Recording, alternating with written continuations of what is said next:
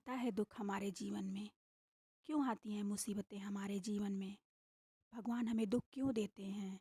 कभी कभी लगता है ना कि सब कुछ खत्म हो गया। क्यों बार बार हमारे साथ ही ऐसा होता है? क्या भगवान को हमारी परवाह नहीं? लेकिन क्या आपने कभी सोचा है, मुसीबतें हमें तोड़ने नहीं, तराशने आती हैं। आज हम जानेंगे मुसीबतें क्यों आती हैं, दुख क्यों आता है, वो हमें क्या सिखाता है और उनसे बाहर कैसे निकला जाए। कर्मों का फल, ये हमारे ही कर्मों का फल होता है। जैसा करोगे वैसा भरोगे, ये सिर्फ कहावत नहीं, ब्रह्मांड का नियम है। हमारे पूर्वजों ने कहा है, कर्मों का फल देर से मिलता है पर मिलता ज़रूर है। कभी कभी आज जो दुख है वो बीते जन्म या इसी जन्म के अज्ञान में किए गए कर्मों का परिणाम है। कभी कभी भगवान हमारी परीक्षा लेते हैं। जब अर्जुन युद्ध के मैदान में घबराया तो श्री कृष्ण ने कहा, हे पार्थ, तू युद्ध से क्यों डरता है? तू सिर्फ कर्म कर, फल मेरी जिम्मेदारी है। भगवान हमें तोड़ते नहीं, वो देखते हैं कौन टिकेगा, कौन हारेगा और कौन सच्चे भाव से उन्हें पुकारेगा। दुख हमें रोकने नहीं आते, वो रास्ता दिखाने आते हैं। जब भगवान राम को 14 वर्षों का वनवास मिला तो वो रोए नहीं, उन्होंने हर कठिनाई को स्वीकार किया और हर किसी को प्रेरित किया। जब अपने छोड़ जाते हैं मुसीबत में, सबसे पहले क्या जाता है? अपनों का साथ। जो लोग कहते हैं हमेशा साथ रहेंगे, वो ऐसे गायब हो जाते हैं कि जैसे कभी थे ही नहीं। यही समय होता है ईश्वर को खोजने का। जब सब साथ छोड़ देते हैं तब भगवान कहते हैं, अब सिर्फ मैं हूँ तेरे साथ। मुसीबत वो क्षण है जब दुनिया से नहीं, भगवान से जुड़ने का मौका मिलता है। एक किसान हर दिन मंदिर जाता मगर भगवान से कभी कुछ नहीं मांगता।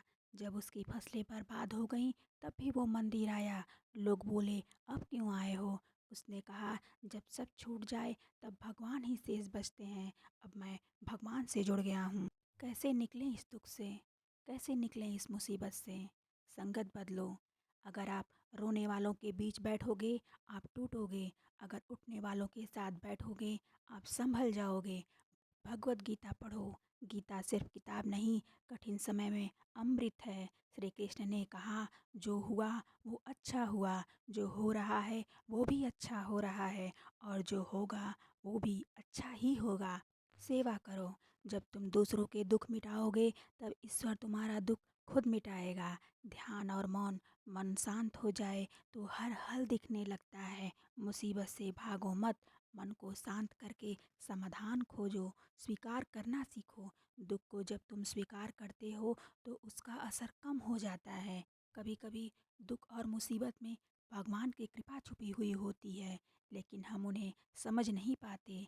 एक स्त्री हर दिन भगवान से प्रार्थना करती, मुझे दुख क्यों मिलते हैं? एक दिन भगवान स्वप्न में बोले, मैं तुझे कभी तकलीफ नहीं देता, मैं तुझे मजबूत बनाता हूँ ताकि तू दूसरों का सहारा बन सके। मुसीबत आई तो हौसला बना लिया, गिरते गिरते खुद को थाम लिया। जब सारे साथ छोड़ गए थे, मैंने बस भगवान का नाम लिया। अब डर नहीं किसी तूफान से, क्योंकि मैंने चलना सीख लिया है ईश्वर के आश्रय। क्या आप कभी ऐसे दौर से गुजरे हैं जब लगा हो अब मुझसे नहीं होगा? क्या कभी ऐसा लगा कि भगवान ने आपकी सुनना छोड़ दिया है? मुसीबतें कभी दरवाज़ा खटखटा के नहीं आती, वो बस आती हैं और हमें अंदर से हिला देती हैं। जो रिश्ते जो पक्के लगते थे बिखर जाते हैं, वो सपने जिनमें भरोसा था धुंधले हो जाते हैं। एक बार एक व्यक्ति ने भगवान से कहा, जब मैं खुश होता हूँ तो सब मेरे साथ होते हैं, पर जब दुख आता है तो सब छोड़ जाते हैं, यहाँ तक कि आप भी। भगवान बोले, जब तू चल रहा था मैं तेरे साथ चल रहा था, लेकिन जब जब तू गिरा तो मैं तुझे गोद में उठाकर चला, इसलिए तेरे पैरों के निशान नहीं दिखे, सिर्फ मेरे दिखे थे। कभी कभी ये दुख हमारे पिछले जन्मों के कर्मों का लेखा जोखा होता है। ये जीवन सिर्फ आज के कर्मों का नहीं है, ये हमारे अनगिनत जन्मों का मिला जुला परिणाम है। जैसा बीज बोया गया था उसी का वृक्ष अब फल दे रहा है। जब तक हम सुख में होते हैं तब तक भगवान को याद नहीं करते, लेकिन जैसे ही दुख आता है हम रोते हुए उनसे कहने लगते हैं, प्रभु, तो क्या वो दुख भगवान से मिलवाने का माध्यम नहीं? भगवान अपने प्रिय भक्तों की परीक्षा लेते हैं क्योंकि वो उन्हें साधारण नहीं असाधारण बनाना चाहते हैं। अगर अर्जुन को युद्ध से डर लग जाता तो क्या वो आज गीता के नायक कहलाते? जब शब्द कम हो जाते हैं तब ईश्वर की आवाज़ सुनाई देने लगती है। हर दिन सुबह उठकर 10 मिनट चुप रहिए और अपने भीतर झांकिए, आपको जवाब मिलने लगेंगे। जब आप किसी और की मदद करते हैं, आपका दुख छोटा हो जाता है।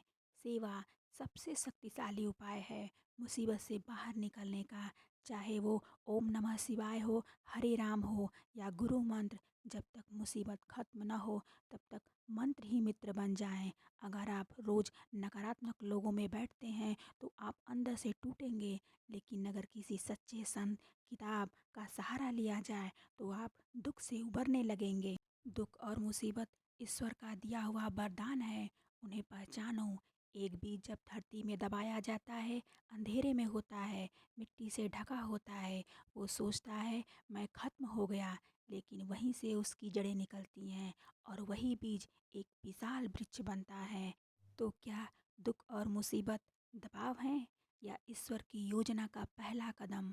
मुसीबतें आएंगी, पर याद रखना, जैसे रात कितनी भी काली हो सूरज जरूर निकलता है, वैसे ही दुख कितना भी गहरा हो ईश्वर की कृपा जरूर प्रकट होती है।